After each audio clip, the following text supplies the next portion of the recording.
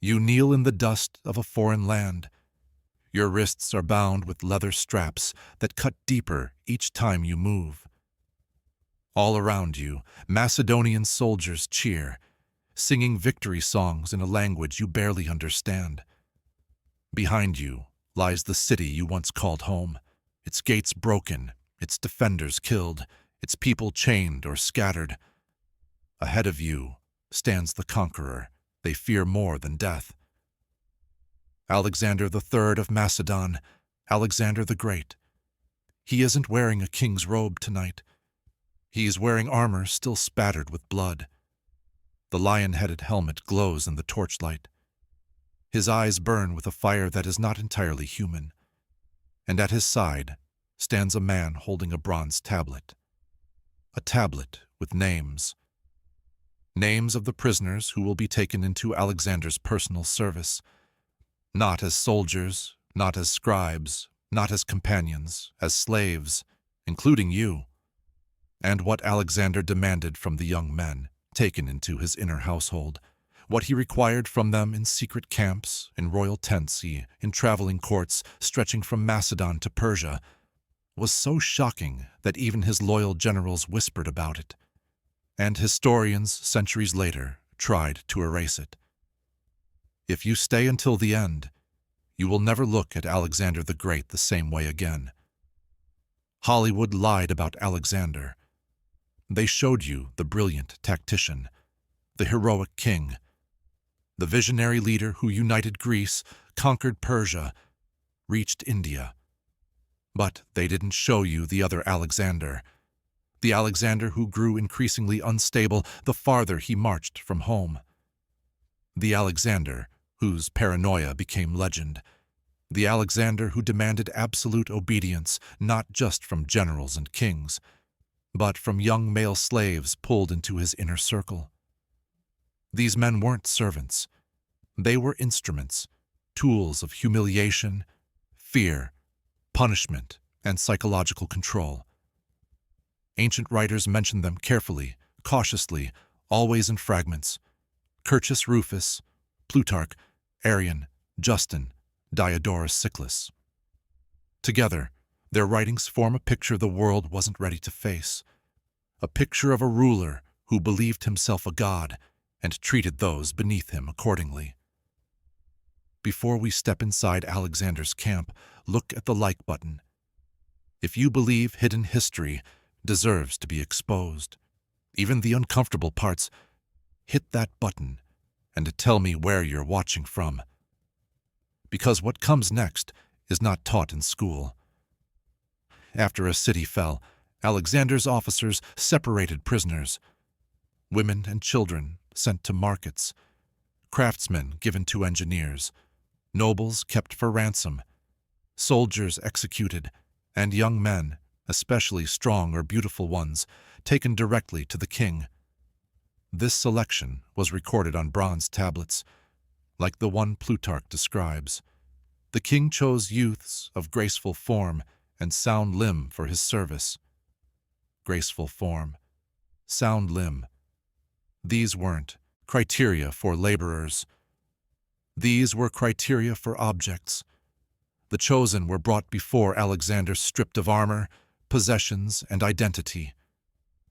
Their hair was cut, their clothes replaced, their names recorded in lists that no historian preserved. From this moment, they did not belong to Macedon. They belonged to Alexander. Alexander's tent was not a simple shelter. It was a moving palace, a labyrinth of chambers guarded day and night.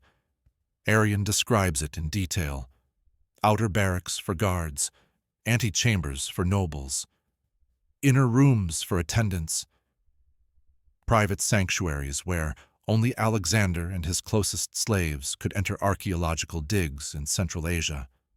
Uncovered tent stakes, arranged in precise patterns, matching descriptions from the historians.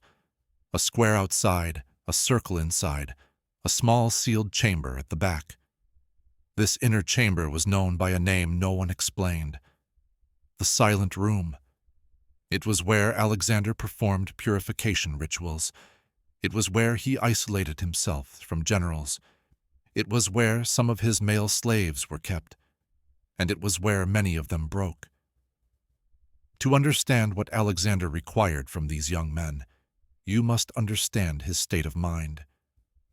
He believed he was the son of Zeus. He believed he was destined to rule the world. He demanded worship. He demanded fear. He demanded submission so absolute that no man, not even a king, could match it. He invented a ritual taken from Persian court customs, proskinsis, the act of bowing, kneeling, and pressing one's forehead to the ground. Persians performed it for their kings. Greeks did not.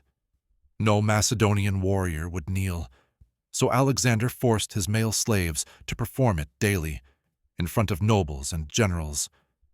Arrian writes, they knelt and touched the earth as though before a god. Alexander's generals were horrified. Kneeling was un-Greek, unmanly, unthinkable. So Alexander doubled the demand. He commanded that certain slaves, his chosen attendants, must kneel whenever he entered the room, whether he acknowledged them or not.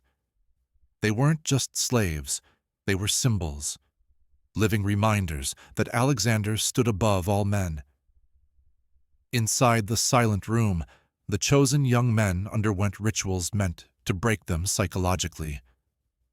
Curtius Rufus describes them vaguely, afraid to say too much. They were tested for silence, tested for fear, tested for loyalty beyond the limits of man. Here's what scholars believe this means. They were isolated from other prisoners. They lived under constant watch by eunuchs. They were forbidden to speak unless spoken to. They were made to witness executions of rebellious attendants. They were required to obey orders instantly and without question.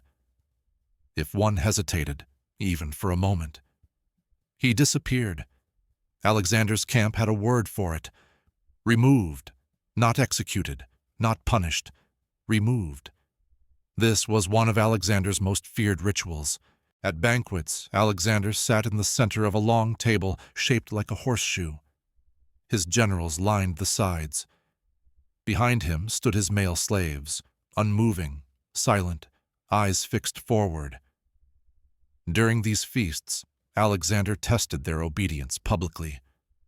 Plutarch writes, if a youth's hand shook as he poured wine, Alexander marked him with his eye, and the next day he was not seen. If a slave dropped a towel, he vanished. If he hesitated when handing Alexander a cup, he was dragged away. The king didn't have to punish him. The fear did. These feasts were not meals. They were dominance displays. Even generals feared them. One night, during a celebration after the capture of Tyre, a young attendant named Orsenes displeased the king, not through rebellion, but through hesitation. He froze when Alexander demanded he recite a prepared phrase of praise. That moment, a fraction of a second, sealed his fate. Witnesses described what followed. Alexander ordered him brought to the silent room. Guards dragged him by the neck. The tent flap closed.